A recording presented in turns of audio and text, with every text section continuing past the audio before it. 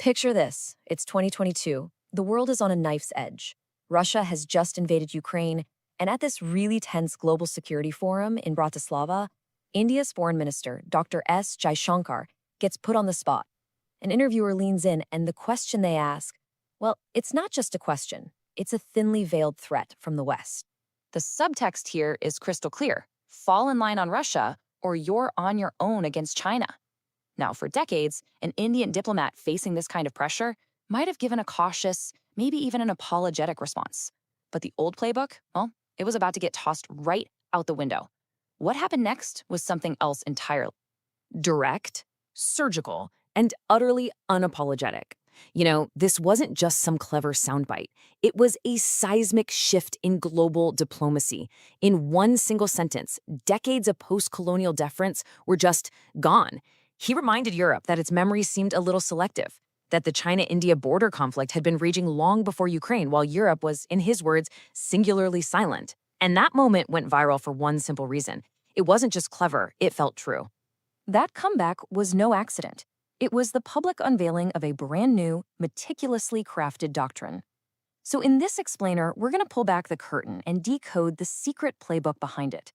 We'll get into its intellectual architecture, we'll witness the art of the diplomatic smackdown, and we'll analyze the high-wire balancing act that defines India's quest to become a true global power. This is the story of the architect's gambit.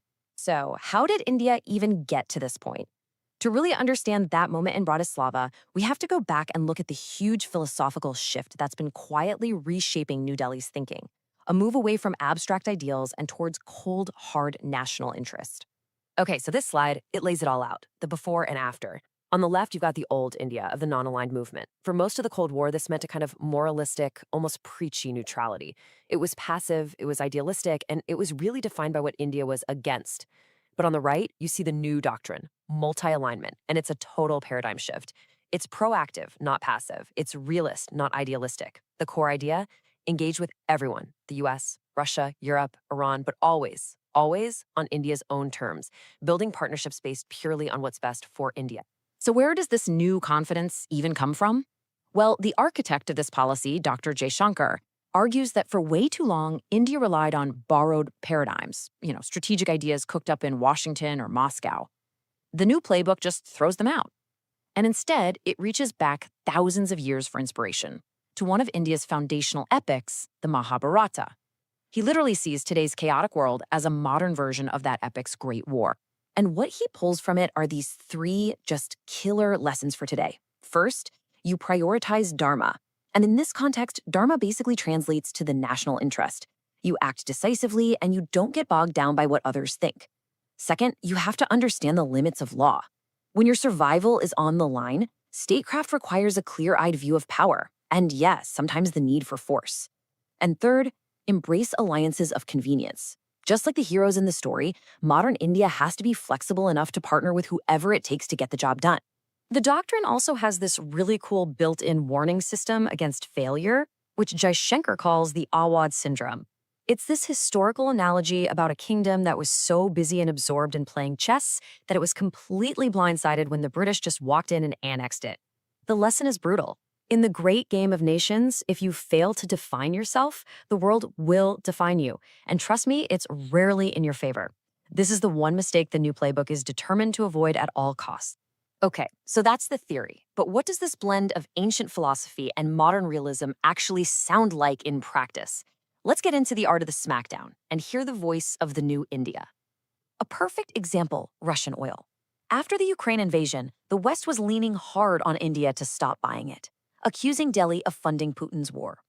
Jaishankar's response was a masterclass in flipping the script. He didn't apologize, not even a little. He basically said that in a world of energy insecurity, getting multiple options for his people isn't a crime. It's just being smart. You shouldn't be condemning it. You should be admiring it. And he didn't just stop with bold statements. He weaponized data. He completely dismantled the West's moral high ground with one devastating fact. Europe was buying more Russian energy in a single afternoon than India was in an entire month. It was a simple, powerful data point that just exposed the raw hypocrisy of the whole thing. A total mic drop moment. But here's where it gets really clever, like 4D chess level clever. He took it one step further. He argued that by buying that Russian crude, India was actually doing the world a favor. See, if India had jumped into the market to compete with Europe for Middle Eastern oil, prices would have gone through the roof, hurting developing nations everywhere. So in this telling, India wasn't a war profiteer, it was a global market stabilizer. It's a brilliant reframing of national interest as a global public good. And this assertive strategy pops up everywhere, like with Western criticism of India's human rights record. After the US Secretary of State mentioned some concerning developments in India, Jaishankar didn't argue the point. Instead, he just coolly questioned the motives behind the criticism, blaming it on lobbies and vote banks in the US. And then he added that India also has views on human rights in America, instantly reframing the relationship as one between equals, not a judge and a defendant. This strategy of countering criticism with realism is a core part of the playbook. And by the way, if you are liking this explainer, you will surely love our video on why we shouldn't see too much in the fall of the Indian rupee against the USD. The video link is in the top and also in the description. Now let's see how this plays out on the grand chessboard. An assertive voice is one thing, but talk is cheap. The real test is navigating some seriously treacherous geopolitics. I mean, can India really be a core member of two rival clubs at the same time? You've got the US-led Quad on one side and the China-dominated BRICS on the other. It's a geopolitical tightrope walk of the highest order. So how do they do it? India's solution is what we can call the zipper strategy. You compartmentalize function over ideology. For India, the Quad is a pragmatic security group. It's about countering Chinese hegemony and building supply chains with other democracies. It's about security. BRICS serves a totally different purpose. It's a platform to make sure the world is multipolar. By staying inside the tent, India can work to keep BRICS non-Western, not anti-Western, stopping it from just becoming a tool for Beijing. But make no mistake, this is an incredibly difficult balancing act. I mean, just imagine the conversations. One week you're in Washington talking about supply chains that bypass China, the next you're in Kazan talking about a multipolar world with China.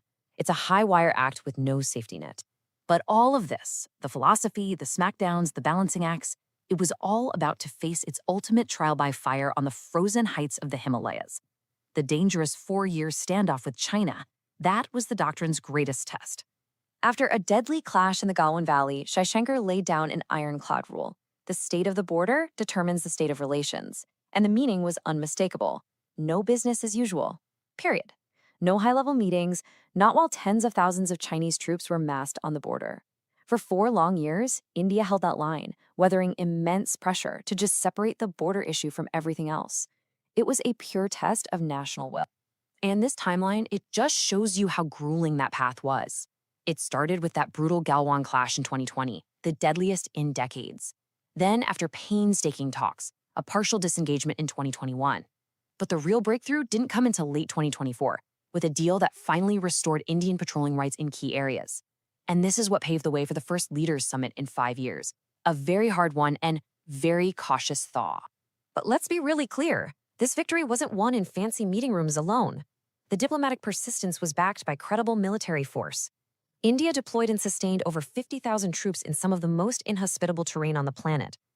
It was this raw demonstration of military resolve, this willingness to bear immense costs, that finally gave the diplomats the leverage they needed to force a concession from Beijing. But, and this is a really big but, it's not that simple. To get the full picture, we have to look at the critiques. A lot of defense analysts argue that the government's victory story is flawed. They point to these new buffer zones and say they're a de facto loss of territory that India used to patrol. They also worry that new patrolling rules legitimize China's infamous salami slicing strategy. The art of taking tiny, incremental bites of territory that eventually add up to a huge gain. This isn't just a strategic debate, it's a political firestorm at home. So we've seen the playbook, the philosophy, and the high-stakes moves. But this story, it's still being written.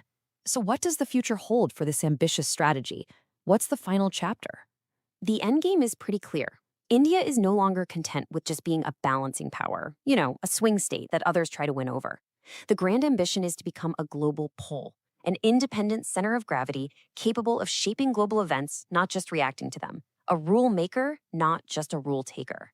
But the path to becoming a pole is absolutely fraught with risk. The smackdown rhetoric, while popular at home, could alienate the Western partners India really needs for technology and investment. A geopolitical shock, like the return of an America First policy in the US, could shatter the whole multi-alignment strategy. And most importantly, There's the gap between projection and reality. The doctrine projects the confidence of a great power, but its success depends entirely on building the hard economic and military power to actually back it up. And this brings us to the final profound question. India has found its voice, a voice that is confident, demanding, and unapologetically self-interested. But as the world gets more and more dangerous, the ultimate test is whether that voice can be backed up by the muscle of a truly powerful nation.